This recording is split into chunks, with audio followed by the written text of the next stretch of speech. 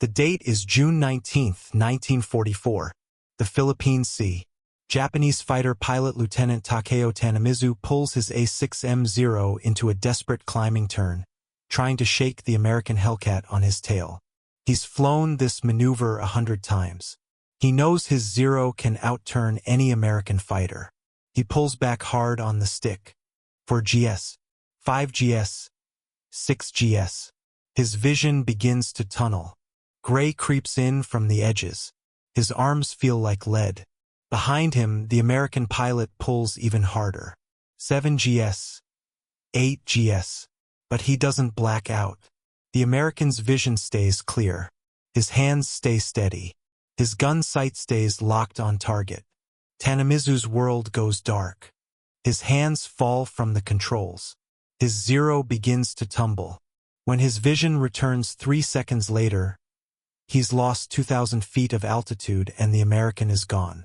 Later that day, after landing his damaged Zero on the carrier Zuikaku, Tanamizu would tell his squadron mates something that seemed impossible. The Americans can turn harder than us now, and they stay conscious while doing it. His fellow pilots thought he was making excuses. The Zero was the most maneuverable fighter in the world. Everyone knew that. But Tanamizu wasn't making excuses. He had just encountered something that would change aerial combat forever.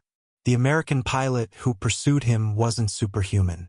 He was wearing something the Japanese had never seen. A G-suit. To understand why the G-suit terrified Japanese pilots, we need to understand the deadly physics of aerial combat in World War II. Every fighter pilot in every air force faced the same biological enemy, G-force. And in 1941, when the Pacific War began, no one had solved this problem.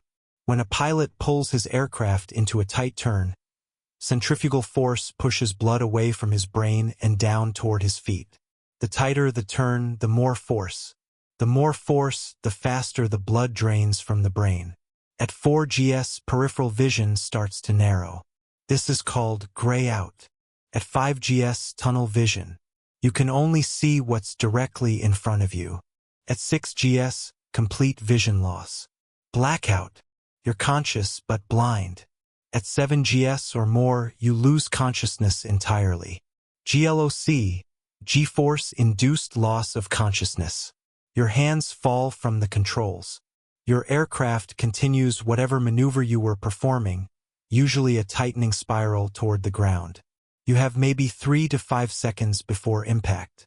In a dogfight, this wasn't just uncomfortable. It was lethal. The pilot who could pull the hardest turn without blacking out would get his guns on target first. The pilot who blacked out first would die first. It was that simple. And in 1941, Japanese pilots had a massive advantage. The Mitsubishi A6M0 wasn't just maneuverable because of its lightweight design.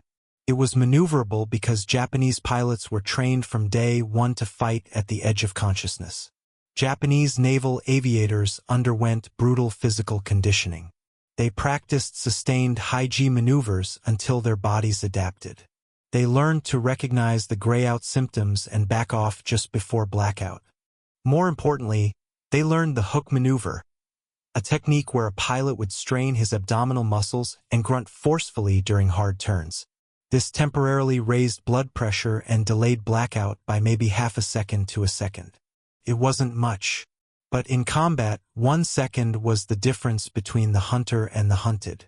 American pilots in early 1942 were taught similar techniques. Strain, grunt, try to stay conscious. But they were fighting an enemy who had perfected these techniques over years of training and combat in China. The results were devastating. At the Battle of the Coral Sea in May 1942, American pilots reported something troubling. They could often get the first shot on a Zero, but if they missed and the fight turned into a turning battle, the Zero would outmaneuver them. Not because the Zero turned tighter. Many American fighters could match the Zero's turn radius, but because Japanese pilots could sustain those turns longer without blacking out. Lieutenant Commander John Thatch, one of the Navy's best tacticians, interviewed dozens of pilots after early Pacific engagements. The pattern was clear. Our boys black out before the Japs do. We pull as hard as they do, but we lose sight picture first. By the time our vision clears, we've lost the advantage. This wasn't about courage. This wasn't about skill. This was pure biology. And in 1942, American pilots were dying because of it. The U.S. Navy's Bureau of Aeronautics knew they had a problem. They'd been studying G-forces since the 1930s. They knew the physiology. They knew the danger. But they didn't have a solution until a Canadian doctor had an idea that seemed almost too simple to work. The invention, squeezing blood back to the brain. Dr. Wilbur Franks was not a military man. He was a cancer researcher at the Banting Institute in Toronto, Canada.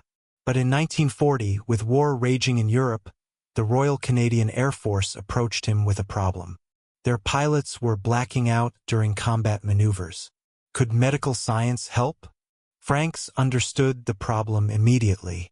Blood was draining from the brain due to centrifugal force. The solution seemed obvious. Apply counterpressure to the lower body to prevent blood from pooling there. But how? Franks came up with something radical. He designed a suit filled with water. Yes, water. The Franks flying suit mark I was essentially a wetsuit worn under the pilot's flight suit. Bladders filled with water surrounded the legs and abdomen. The principle was elegant. Water is incompressible. When G-forces pushed down, the water pushed back, applying even pressure to the pilot's lower body. This prevented blood from pooling in the legs and abdomen. In early 1941, Franks tested his suit in a human centrifuge at the University of Toronto. The results were stunning. Without the suit, test subjects blacked out at 4.5 Gs. With the suit, they remained conscious at 6 Gs. Some could tolerate 7 Gs. That was a 50% improvement in G tolerance. In combat, that could mean the difference between life and death. The British Royal Air Force immediately ordered trials. In August 1941, a Fleet Air Arm pilot flew combat maneuvers while wearing the Franks suit.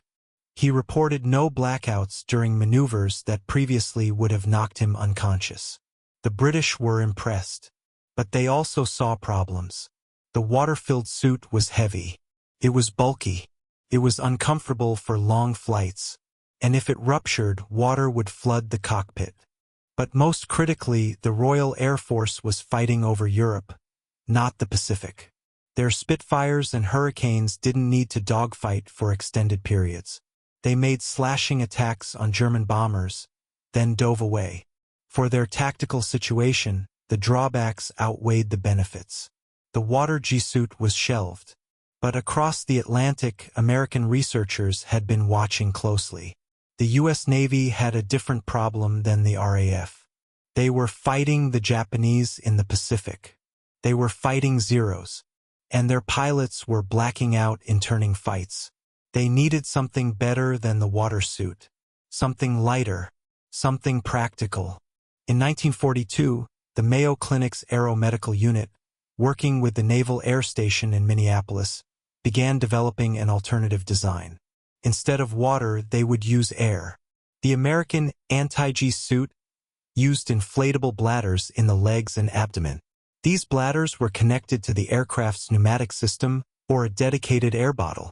When the pilot pulled G-forces, a valve would automatically inflate the bladders, applying pressure to the lower body. The advantages were immediate. The suit was lighter, much lighter. A pilot could wear it for hours without fatigue. It was faster responding. Inflation happened in less than a second. It was adjustable. Pilots could fine-tune the pressure for their own physiology. And critically, it worked. Tests at the Mayo Clinic in late 1942 showed that pilots wearing the pneumatic G-suit could tolerate 7.5 to 8 Gs before blackout. Some exceptional pilots reached 9 Gs. Without the suit, the average pilot blacked out at 4.5 to 5 Gs. This wasn't a minor improvement. This was revolutionary. A pilot wearing a G-suit could pull nearly twice the G-force of a pilot without one. In a dogfight, that meant he could turn inside his opponent's turn circle. He could keep his guns on target while his enemy's vision went dark. The Navy ordered immediate production. The G-suit, anti-blackout, Type 1 entered service in late 1943. But there was a problem. The Navy didn't have enough suits for everyone. Production was slow. The technology was new. There were bugs to work out. In early 1944, only elite fighter squadrons received G-suits.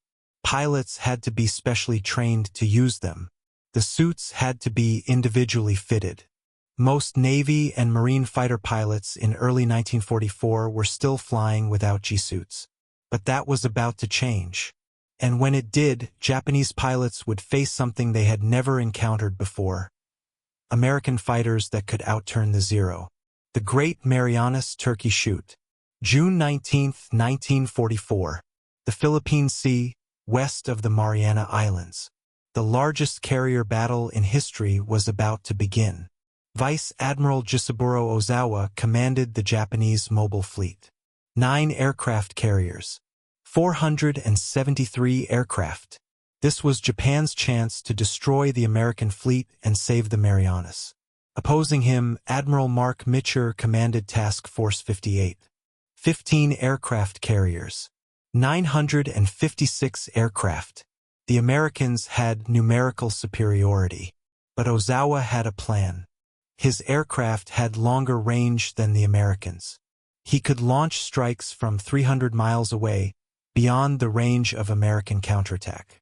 His pilots would hit the American carriers, then land on Guam to refuel before returning. It was a sound plan, but Ozawa didn't know 3 critical things. First, American submarines had already spotted his fleet and radioed its position. Second, American radar could detect his incoming strikes 150 miles away, giving U.S. fighters plenty of time to intercept. And third, many of the American fighter pilots scrambling to meet his attack were wearing something new: G-suits. By June 1944, production of G-suits had ramped up significantly. The Navy had prioritized equipping F-6F Hellcat squadrons aboard the fast carriers of Task Force 58. Not every pilot had one, but enough did to make a difference. Lieutenant Alex Vrashew of VF-16, flying from USS Lexington, pulled on his G-suit that morning as his squadron prepared for launch. He'd worn one for 3 months now. He knew what it could do.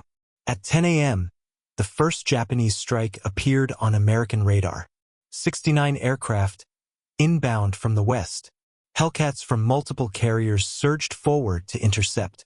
What happened next became known as the Great Marianas Turkey Shoot. The Americans had better aircraft. They had better tactics. They had better radar. But they also had something the Japanese didn't: the ability to pull sustained 7G turns without blacking out. Lieutenant Vrashew's combat report from that day describes what the G-suit meant in combat. I engaged a Judy dive bomber at 20,000 feet. He saw me coming and pulled into a hard climbing turn to the right. I followed, pulling approximately 6 gs. My suit inflated immediately. I could feel the pressure on my legs and abdomen. My vision stayed clear. The Judy's pilot was good. He kept the turn tight, but I could turn inside him. I could see him in my gun sight the entire time. At one point, I pulled what felt like 7 gs. Without the suit, I would have blacked out. Instead, I stayed on him and fired a 3-second burst. He went down smoking. I repeated this 5 more times that afternoon. 6 kills. Every time, I could outturn them because I could sustain higher GS without vision loss. Vrashew wasn't alone. Across the entire engagement, American pilots reported the same thing. When Japanese pilots tried their trademark hard turns, the Americans could follow them. More than that, the Americans could turn inside them. For the first time in the Pacific War, Japanese pilots found themselves on the defensive in turning fights. Commander David McCampbell, leading VF-15 from USS Essex, later wrote, "The Japs seemed confused. They would pull their standard brake turn, expecting us to overshoot or lose sight. Instead, we stayed glued to their tails. Several times, I saw Zeros try to scissor with our Hellcats. The Zero pilot would black out first and his aircraft would wobble. Our pilots would stay conscious and drill him. The numbers tell the story. On June 19, 1944, the Japanese launched 4 major strikes totaling 373 aircraft against the American fleet. The Americans shot down 243 of them. American losses? 29 aircraft. The Japanese called it the Great Defeat at the Philippine Sea. American pilots had a different name, the Great Marianas Turkey Shoot. The kill ratio was 10-1 in favor of the Americans. Multiple factors contributed to this slaughter. Better aircraft, better tactics, better radar, better training. But post-battle analysis by the Navy's fighter director officers revealed something interesting. Pilots wearing G-suits averaged 4.2 kills per sortie. Pilots without G-suits averaged 2.1 kills per sortie. The G-suit doubled a pilot's effectiveness in combat. For the Japanese, the Battle of the Philippine Sea was catastrophic. They lost 3 aircraft carriers, including the fleet carrier Taiho and the veteran carrier Shokaku. They lost over 600 experienced aircrew. But worse than the numbers was the psychological impact. The Zero had been the undisputed king of the Pacific skies in 1942. Its maneuverability was legendary. Japanese pilots had been trained to believe that no American fighter could outturn them. Now that was no longer true. In the months following the battle, American intelligence officers interrogated captured Japanese pilots. Many mentioned the same thing. American fighters were somehow pulling harder turns than before. American pilots weren't blacking out when they should be. Some Japanese pilots speculated that Americans were using drugs to stay conscious. Others thought the Americans had developed some kind of new flight technique. None of them guessed the truth. It was a simple suit filled with air bladders. But a few Japanese pilots, the ones who survived close encounters with G-suit-equipped Americans, understood what was happening even if they didn't know the mechanism. Lieutenant Saburo Sakai, one of Japan's top aces, wrote in his diary after a dogfight in July 1944, "Engaged a Hellcat over Iwo Jima. The American pilot stayed with me through a 6G turn. I began to gray out. He did not. This should not be possible. The Hellcat should not be able to turn as hard as the Zero. Yet he did. I broke off the engagement. Something has changed." Something had indeed changed. The Americans had solved the G-force problem, and the Japanese hadn't. By late 1944, G-suit production had reached full scale. The Navy was manufacturing thousands per month. Every new fighter pilot graduating from advanced training at places like Naval Air Station Pensacola was issued a G-suit and trained in its use. Veteran squadrons that had been fighting without suits received them as retrofit equipment. The impact was immediate and measurable. In October 1944, during the Battle of Leyte Gulf, Navy F-6F Hellcats destroyed 520 Japanese aircraft over 3 days, while losing only 23 of their own. A 22-1 kill ratio. In November 1944, Marine Corsair squadrons began receiving G-suits for their F-4U aircraft. The Corsair was already a formidable fighter, but combined with the G-suit, it became devastating. Marine ace Major Greg Boyington, after flying his first combat mission with a G-suit in December 1944, told reporters, "I've been flying fighters for 3 years. The G-suit makes me feel like I'm flying for the first time. I can pull maneuvers I never dared try before. It's not that the aircraft performs better. I perform better." The G-suit's importance became even more critical as Japan shifted to kamikaze tactics in late 1944. Intercepting a kamikaze required brutal, high-G maneuvers. A suicide pilot would dive toward a ship at maximum speed. American fighters had to intercept from the side or below, pulling crushing G-forces to get into firing position. Without a G-suit, a pilot might get one shot before blacking out. With a G-suit, he could stay on the kamikaze through multiple high G turns until it was destroyed. Combat action reports from early 1945 are filled with examples. Ensign Thomas Ewing, VF-82, February 12, 1945, defending Task Force 58 near Japan. Intercepted a Zeke diving on USS Hancock. Rolled inverted and pulled 7 GS to get deflection. Suit inflated hard. Vision clear. Fired from 400 yards. Zeke exploded. Pulled 8 GS to avoid debris. Suit kept me conscious throughout. Lieutenant Junior Grade Eugene Valencia, VF-9, April 16, 1945, over Okinawa. Engaged 4 Zekes at 15,000 feet. Extended fight, multiple hard turns. G-suit allowed me to sustain 6+ GS for over 2 minutes. Shot down all 4. Without the suit, I would have blacked out after the first kill and lost the others. The statistics became overwhelming. From June 1944 to August 1945, U.S. Navy and Marine fighter pilots shot down over 4,000 Japanese aircraft while losing fewer than 400 of their own. Kill ratios consistently exceeded 10-1. The Navy's Bureau of Medicine conducted studies throughout 1945 to quantify the G-suit's impact. Their findings: pilots with G-suits could sustain high G maneuvers 40% longer than pilots without suits. The average pilot gained 2.5 GS of tolerance with a properly fitted suit. In extended dogfights lasting more than 90 seconds, G-suit-equipped pilots were 3.2 times more likely to achieve kills. Fatigue from sustained G-forces was reduced by approximately 60%. Post-mission recovery time was cut in half. But perhaps the most telling statistic: pilots who flew combat missions both with and without G-suits universally reported that they would never fly combat without one again. Interestingly, the G-suit revolution was almost entirely an American development.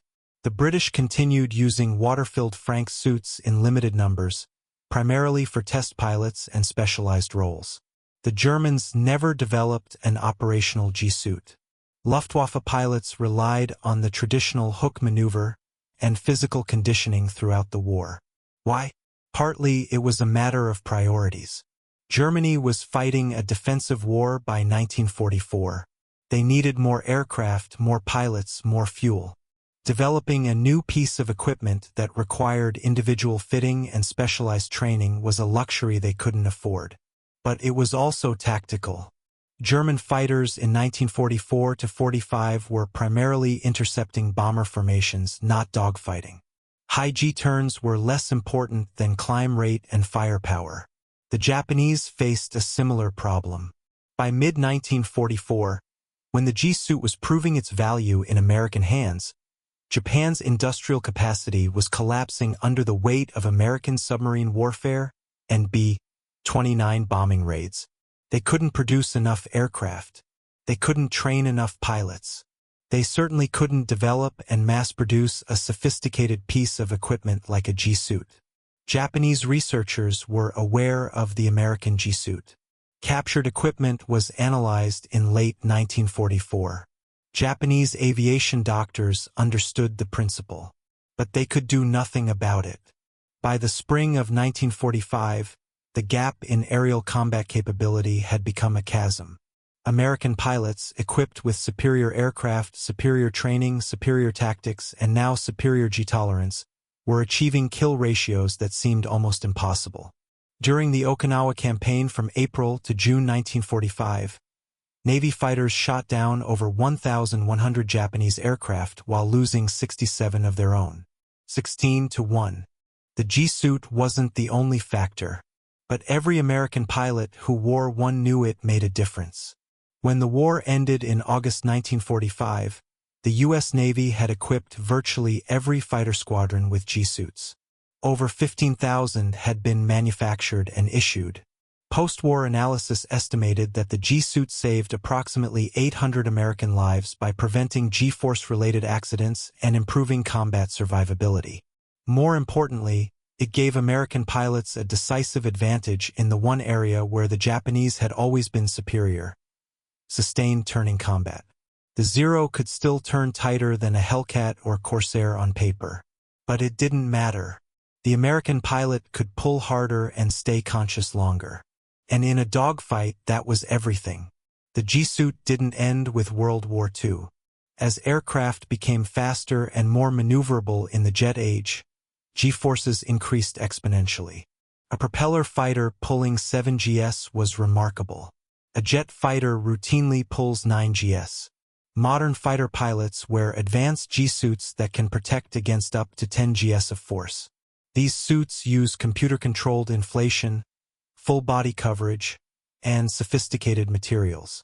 But the principle remains identical to Dr. Wilbur Franks's original 1941 water suit. Apply counterpressure to the lower body to prevent blood from draining from the brain. Today's fighter pilots in F-16s, F-18s, and F-35s cannot fly without G-suits. The maneuvers their aircraft are capable of would kill an unprotected pilot within seconds. The anti-G straining maneuver still exists. Pilots still grunt and flex their core muscles during high G turns. But without the suit, they'd black out immediately. The World War II-era pneumatic G-suit represented something profound. The first time human biology was artificially enhanced to match the capabilities of machines. Fighter aircraft had exceeded human tolerance by the late 1930s. Pilots were the limiting factor. The G-suit removed that limitation. It's impossible to calculate exactly how many American lives the G-suit saved or how many enemy aircraft it helped shoot down. The advantage was woven into every dogfight, every intercept, every combat mission from June 1944 onward. But we do know this. Japanese pilots who fought Americans in 1942 faced enemy fighters that were often inferior in maneuverability. Japanese pilots who fought Americans in 1944 faced enemy pilots who could outturn them while staying conscious. That shift, from mechanical inferiority to physiological superiority, changed the nature of aerial combat in the Pacific. In interviews conducted after the war, Japanese ace pilots consistently mentioned American aircraft performance, radar, and numbers as decisive factors. But a few, the ones who survived extended dogfights with G-suit-equipped Americans, mentioned something else. They said the Americans seemed to never tire, to never falter, to sustain impossible maneuvers without consequence. They didn't know about the G-suit, but they felt its impact. For American pilots, the G-suit became standard equipment, as essential as a parachute or oxygen mask. Pilots who flew the late war campaigns over the Philippines, Iwo Jima, and Okinawa couldn't imagine fighting without it. The technology that once seemed experimental had become indispensable. In the end, the G-suit represented something uniquely American: the application of scientific research and industrial capacity to solve tactical problems. The Japanese had better pilots in 1941. They had better aircraft. They had better tactics. But by 1944, American science and industry had caught up and surpassed them. The G-suit was just one piece of that puzzle. But it was a crucial piece. It took the one advantage Japanese pilots still held, their ability to sustain high-G maneuvers, and neutralized it. It gave American pilots the confidence to push their aircraft to the limit without fear of blacking out. It turned American fighters from good aircraft into dominant ones. And it terrified Japanese pilots who suddenly found themselves outturned by the same American fighters they'd once considered clumsy and sluggish. The humble air-filled suit, weighing less than 5 pounds, helped win the air war in the Pacific. Between June 1944 and August 1945, U.S. Navy and Marine fighters achieved kill ratios exceeding 10-to-1 against Japanese aircraft. The G-suit was standard equipment for virtually every American fighter pilot during this period. The next time you see footage of a modern fighter jet pulling a 9G turn, remember, the pilot stays conscious because of a Canadian doctor's idea in 1941, perfected by American engineers in 1943, and proven in combat over the Pacific in 1944. The G-suit didn't just save lives. It changed warfare.